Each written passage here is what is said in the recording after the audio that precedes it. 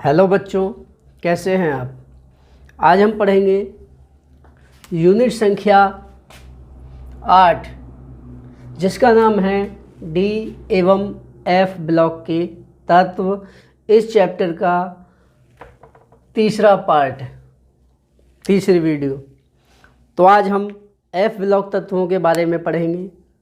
पहली दो वीडियो में हम डी ब्लॉक तत्वों के बारे में पढ़ चुके हैं। तो चलिए, एफ ब्लॉक तत्व वे तत्व जिनमें अंतिम इलेक्ट्रॉन वाहितम कोश से दो पिछले यानी कि n-2 कोश के F उपकोश में प्रवेश करता है, F ब्लॉक तत्व कहलाते हैं। इन्हें आंतरिक संक्रमण तत्व भी कहते हैं क्योंकि इन तत्वों में वाह्यतम 3 कोश अपूर्ण होते हैं तथा वाहितम कोश से दो पिछले यानी कि n-2 कोश के F उपकोश और n-1 कोश के D कोश की ऊर्जाओं में बहुत कम अंतर पाया जाता है, जिसके कारण इन दोनों उपकोशों के बीच इलेक्ट्रॉनों का संक्रमण होता है। अर्थात इन दोनों ही उपकोशों के n-2 F और n-1 D, इन दोनों ही उपकोशों के इलेक्ट्रॉन बंध बनाने में प्रयुक्त होते हैं, इसलिए इनको आंतरिक संक्रमण तत्व भी कहते हैं। आवर्त सारणी में स्थान न होने के कारण इन F ब्लॉक तत्वों को आवर्त सारणी में बाहर नीचे की तरफ रखा गया है। F ब्लॉक तत्वों की दो श्रेणियां इस प्रकार हैं। पहली श्रेणी है लैंथेनाइड श्रेणी।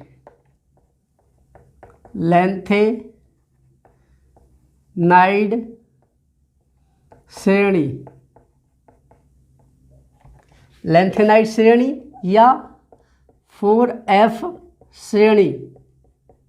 लैंथेनाइड श्रेणी या 4F श्रेणी ये होती है परमाणु क्रमांक 58 सीरियम से,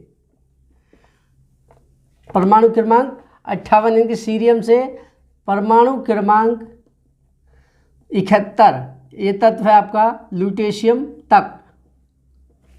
पहली श्रेणी है लैंथेनाइड श्रेणी या 4F श्रेणी, छठे आवर्त में रखी है इसको। 4F श्रेणी ये है परमाणु क्रमांक 58 वाले तत्व, सीरियम से लेकर परमाणु क्रमांक 71 ल्यूटेशियम तक के तत्व हैं इसमें, इसको कहते हैं लैंथेनाइड श्रेणी। दूसरी श्रेणी है एक्टिनाइड श्रेणी। एक्टिनाइड श्रेणी या 5F श्रेणी। एक्टिनाइड श्रेणी या 5F श्रेणी ये है परमाणु क्रमांक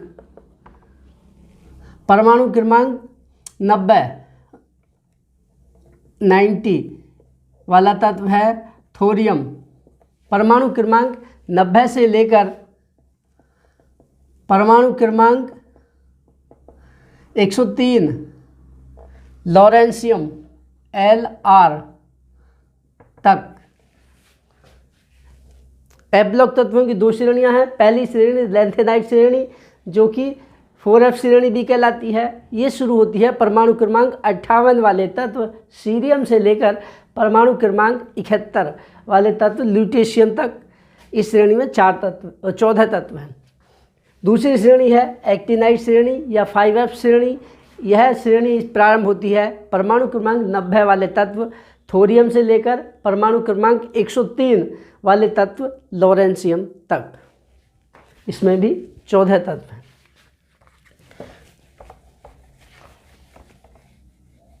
तो अब पढ़ते हैं हम लैंथेनाइड श्रेणी या लैंथेनाइड तत्व।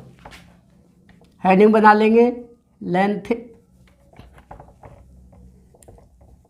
लैंथेनाइड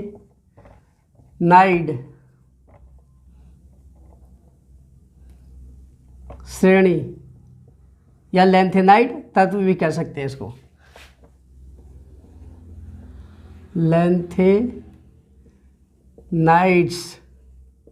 लेंथेनाइड श्रेणी या लेंथेनाइड।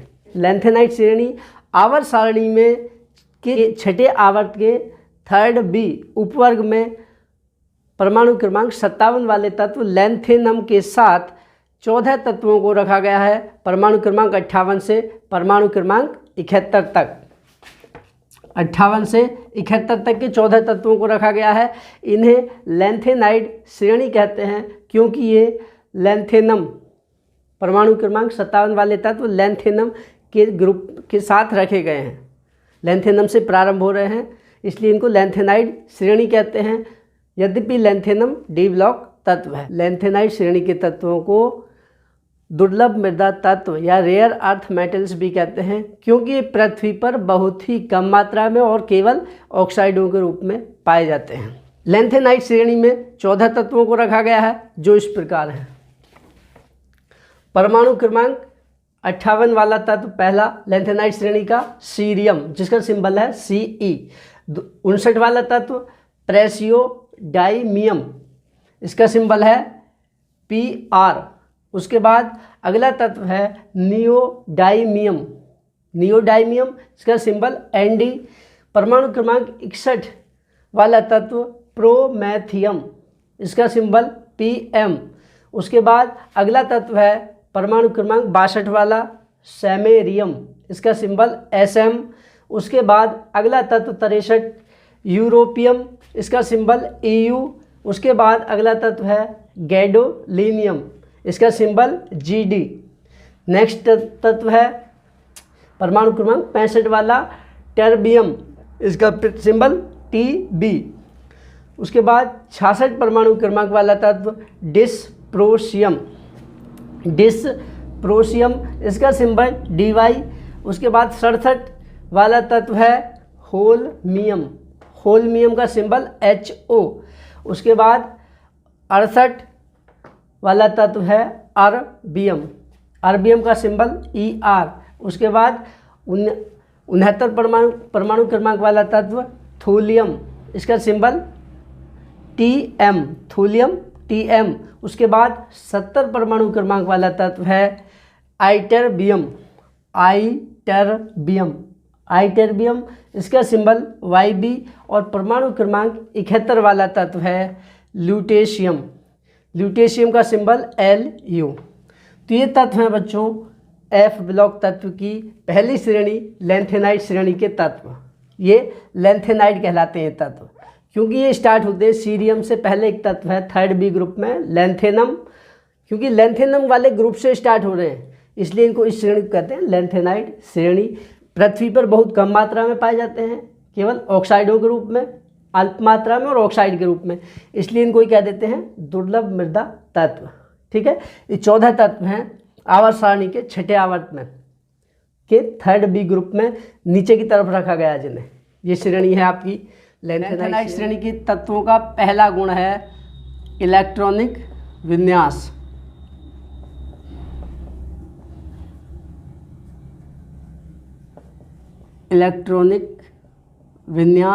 लेंथेनाइड श्रेणी के तत्वों में अंतिम इलेक्ट्रॉन वाहितम कोश से दो पिछले यानी कि ब्रैकेट में लिखेंगे n-2 कोश के F उपकोश में प्रवेश करता है।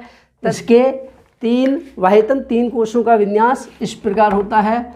n-2 F में होंगे इलेक्ट्रॉन, n-2 कोश के F उपकोश में इलेक्ट्रॉन होंगे 1 से लेकर 14 तक, एक भी हो सकता है 2 3 इस तरह 1 से लेकर 14 तक होंगे। और n-1 डी उपकोश में होंगे, इनके वाहितम से पिछले कोश के डी उपकोश में होंगे या तो 0 इलेक्ट्रॉन होगा या 1 होगा। n-2 के F उपकोश में होंगे 1 से 14 तक, n-1 डी में 0 से 1 तक और n-2 होंगे। ये इसके वाहितम तीन कोशों का विन्यास है। इन तत्वों के वाहितम तीन कोशों का विन्यास है n-2 F 1 से 14 तक, n-1 D 0 से 1 तक और n-2। ये होता है इसके वाहितम तीन कोशों का विन्यास। और अंतिम इलेक्ट्रॉन किस में आता है? वाहितम ये, उससे पिछला पहला और वाहितम दूसरा, वाहितम कोश से दो पिछला।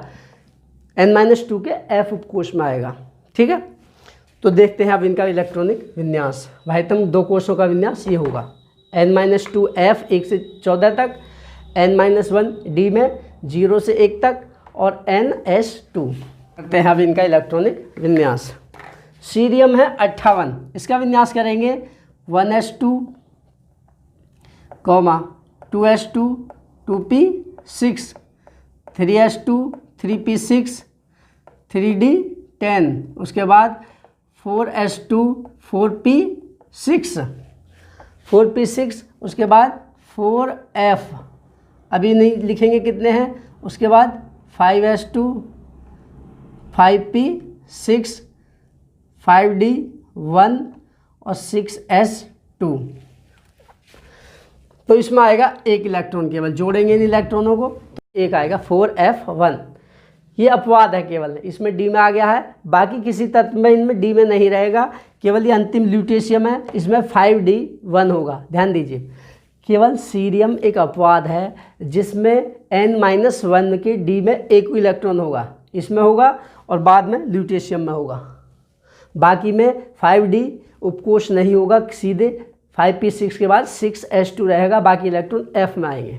तो देखिए प्रोमेथियम 59 क्या करते हैं, 1s2, 2s2, 2p6, 3s2, 3p6, 3d10, 4s2, 4p6, 4d10, 4f।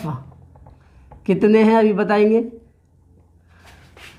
5s2, 5p6 और उसके बाद 6s2। डी में नहीं है ये इलेक्ट्रॉन, डी वाला किस में आ गया, एफ में। तो यहाँ पर कितने बन जाएंगे, इसको इधर लाएंगे 2 और एक ही परमाणु क्रमांक बढ़ गया, एक इलेक्ट्रॉन यहाँ पर बढ़ गया, तो यहाँ पर होंगे 4f3। ठीक है बच्चों, एक और बताकर फिर मैं यहाँ से आगे का विन्यास करूँगा, यहाँ तक का सेम रहेगा सभी में। ठीक है, एक और बता देता हूँ, तो इसमें होगा, आप स्वयं लिख सकते हैं इसी तरह से। तो इसका होगा 1s2, 2s2, 2p6, 3s2, 3p6, 3d10, 4s2, 4p6, 4d10, 4f, 4, 5s2, 5p6, उसके बाद 6s2। सेम इसी तरह से हो जाएगा 1s2, 2s2, 2p6, 3s2, 3p6, 3d10, 4s2,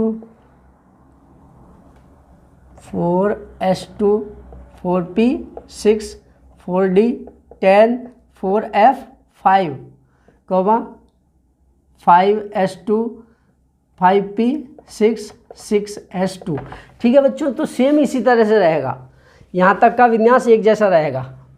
यहाँ से अंतिम का बता दूंगा केवल। ठीक है, यहाँ तक का इनका विन्यास सेम रहेगा, ऐसा ही आप स्वयं लिख लेना। ठीक है, यही बिल्कुल 4p6 और 4d10 यहाँ तक का बिल्कुल सेम रहेगा, यहाँ तक 4d10 तक का ऐसे उतार लेना सीधे। जो इनका विन्यास है 4d10 तक सेम रहेगा, इसमें कोई भी परिवर्तन नहीं आएगा, ऐसे उतार लेना आपको सेम यहाँ तक। ठीक है, बाद के 2 का मैं लिख दूंगा, उसके बाद केवल इधर का बताते हैं। 4d10 के बाद यहाँ पर हो जाएगा 4f6, 5s2, 5p6, 6s2 comma लगा देंगे यहाँ पे। उसके बाद इसका देखेंगे तो ये हो जाएगा 4f7, 5s2, 5p6, उसके बाद 6s2। उसके बाद ये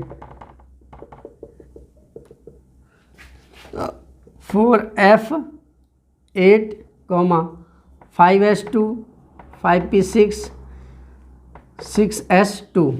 ये ऐसे की ऐसे ही रहेगा। उसके बाद टर्बियम का 4f9,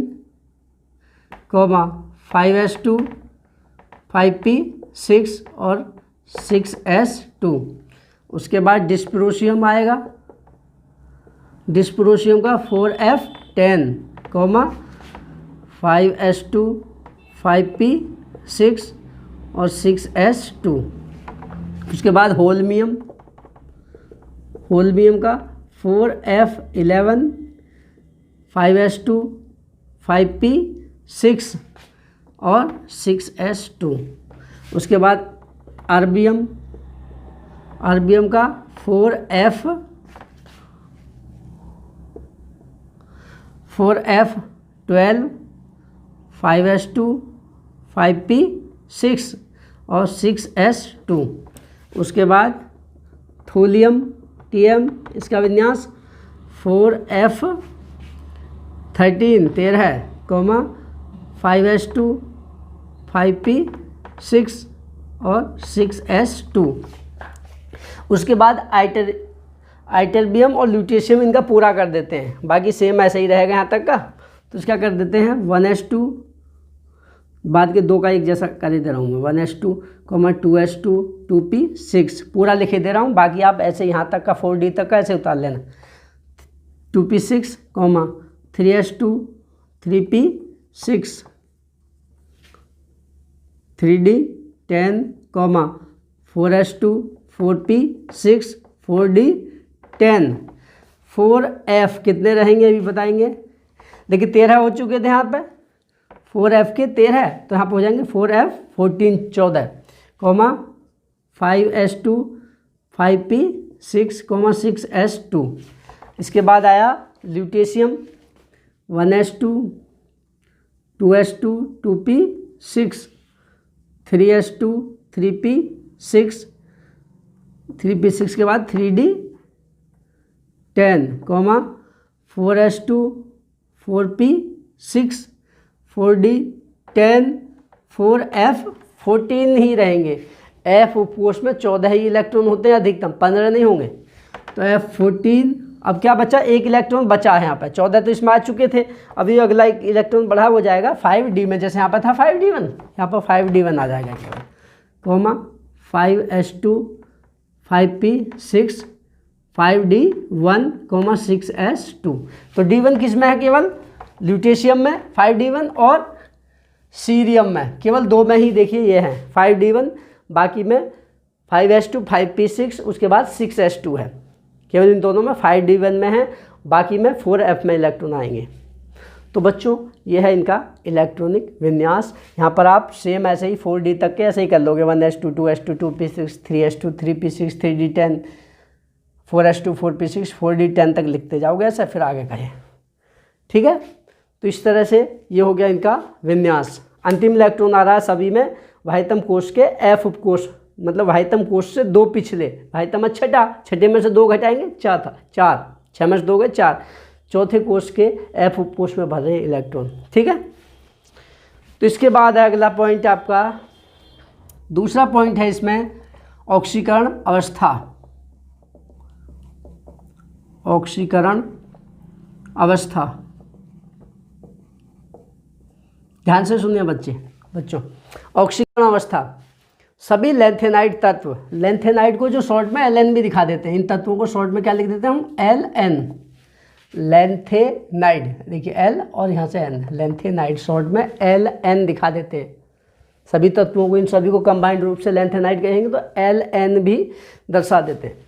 ऑक्सीकरण अवस्था, सभी लेंथेनाइडों की सामान्य ऑक्सीकरण अवस्था +3 होती है। सीरियम और प्रेसियोडाइमियम अपने यौगिकों में +3 और +4 ऑक्सीकरण अवस्था दर्शाते हैं, तथा प्रोमेथियम, यूरोपियम और गैडोलिनियम अपने यौगिकों में +2 व +3 ऑक्सीकरण अवस्था भी दर्शाते हैं। बस इतना लिखना है। नेक्स्ट पॉइंट है तीसरा, विलक्षण प्रभाव संकुचन।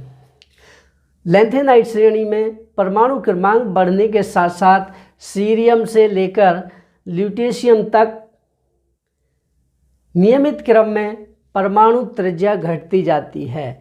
परमाणु त्रिज्या में आने वाली इस कमी को ही लेंथेनाइड संकुचन कहते हैं, क्योंकि लेंथेनाइड श्रेणी के तत्वों में अंतिम इलेक्ट्रॉन वाह्यतम कोश से दो पिछले यानी कि 4f लैंथेनाइड श्रेणी के तत्वों में अंतिम इलेक्ट्रॉन 4f उपकोष में भरे जाते हैं।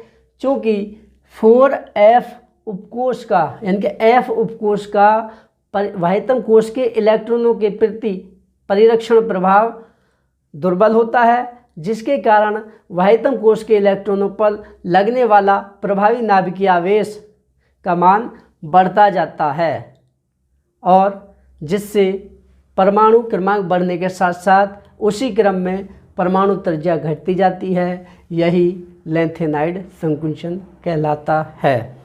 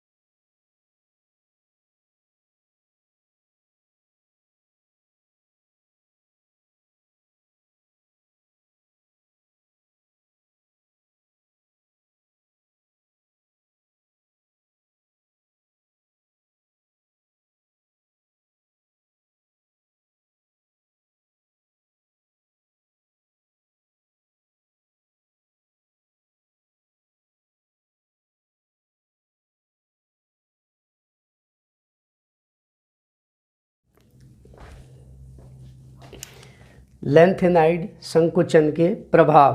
पहला है नंबर 1, जर्कोनियम ZR 40 ZR तथा हैफनियम 72 HF की परमाणु त्रिज्याएं और ZR+4 और HF+4 की आयनिक त्रिज्याएं बिल्कुल समान होती हैं, जिसके कारण इनके गुणों में जिरकोनियम और हैफनियम जिसके कारण इनके गुणों में बहुत अधिक समानता होती है और इसीलिए इन्हें मिश्रण से पृथक करना कठिन होता है।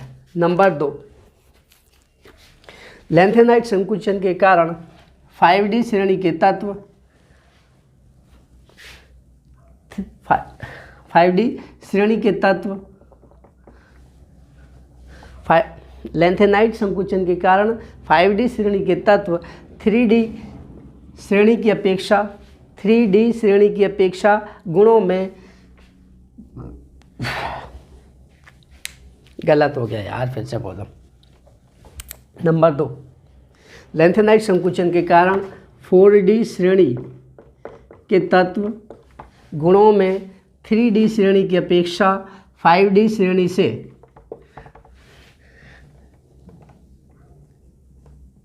की अपेक्षा 5D श्रेणी के तत्वों से गुणों में अधिक समानता दर्शाते हैं। एक बार फिर से रिपीट करता हूँ, लैंथेनाइड संकुचन के कारण 4D श्रेणी के तत्व गुणों में 3D श्रेणी की अपेक्षा 5D श्रेणी के तत्वों से गुणों में अधिक समानता दर्शाते हैं। उदाहरण के लिए सिल्वर, उदाहरण के लिए सिल्वर यानी कि Ag।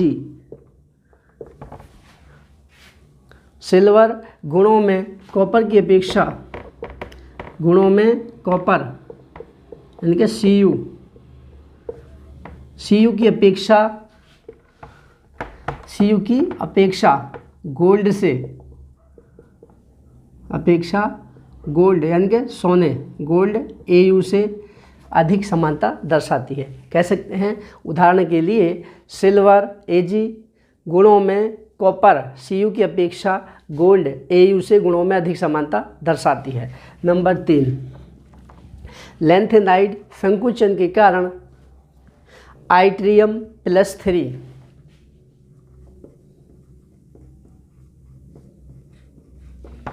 या Yttrium लिखा हुआ है इसमें, तो ऐसा Yttrium+3, हम तो Yttrium बोलते हैं इसको, यानी कि Y+3 की आयनिक त्रिज्या टर्बियम+3 और गैडोलिनियम+3। लैंथेनाइड संकुचन के कारण Yttrium+3 यानी कि Y+3, ये एक डी ब्लॉक तत्व है।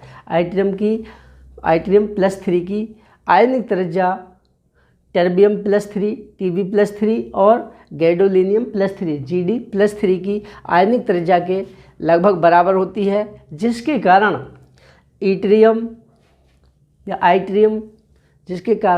Yttrium लैंथेनाइड खनिजों में पाया जाता है। नंबर 4, लैंथेनाइड संकुचन के कारण सभी लैंथेनाइडों की परमाणु त्रिज्याएं लगभग समान होती हैं, जिसके कारण इनके गुणों में बहुत अधिक समानता होती है और इसीलिए लैंथेनाइडों को मिश्रण से पृथक करना बहुत ही कठिन होता है। तो बच्चों, यही था लैंथेनाइड के गुण, जिसमें से अब अंत में बताया हमने लैंथेनाइड संकुचन और उसके लैंथेनाइड संकुचन के प्रभाव। आशा करता हूँ बच्चों आपको समझ आ गया होगा। यदि कोई समस्या हो या समझ ना आया हो तो आप कमेंट करके पूछिए या व्हाट्सएप पर मैसेज करके हमसे पूछें, अपनी समस्या का समाधान अवश्य कराएं। यदि वीडियो पसंद आए तो इसे लाइक करें और अपने उन दोस्तों के साथ जो हमारे साथ जुड़े हुए नहीं हैं उनके साथ इस वीडियो को शेयर करें। और यदि चैनल को अभी तक सब्सक्राइब नहीं किया है तो सब्सक्राइब करें और बेल आइकन को दबा लें, ताकि आपको लेटेस्ट वीडियो तुरंत ही मिल जाएं जैसे ही हम अपलोड करते हैं। तो बच्चों, आज के लिए इतना ही पर्याप्त है। कल फिर नई वीडियो के साथ मिलेंगे, तब तक के लिए थैंक यू।